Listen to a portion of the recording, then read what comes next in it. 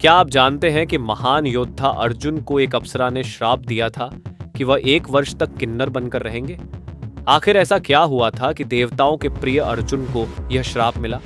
और कैसे यही श्राप आगे चलकर पांडवों के अज्ञातवास में सबसे बड़ी मदद साबित हुआ? आइए जानते हैं इस रोचक कथा को।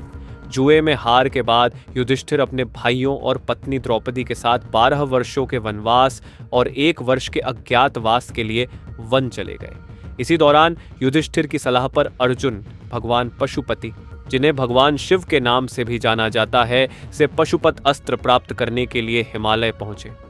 अर्जुन ने वहां कठोर तपस्या की। उनकी तपस्या से प्रसन्न होकर भगवान शिव ने उन्हें दिव्य पशुपत अस्त्र का वरदान दिया। भगवान शिव से पाशुपत अस्त्र प्राप्त करने के बाद अर्जुन वापस लौट रहे थे।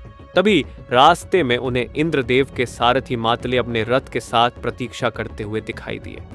मातली ने अपना परिचय देते हुए कहा, इंद्रदेव ने आपको सहायता के लिए स्वर्गलोक बुलाया है। यह सुनकर अर्जुन उनके साथ चल पड़े।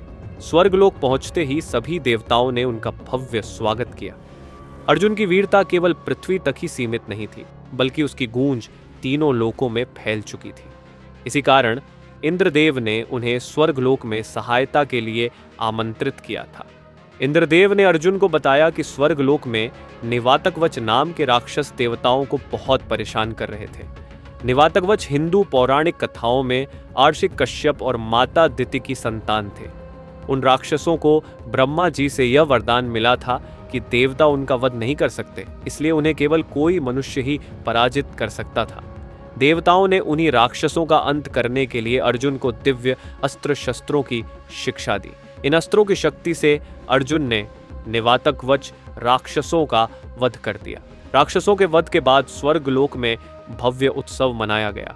नृत्य के दौरान अप्सरा उर्वशी अर्जुन के तेज, शौर्य और पराक्रम को देखकर मोहित हो गई।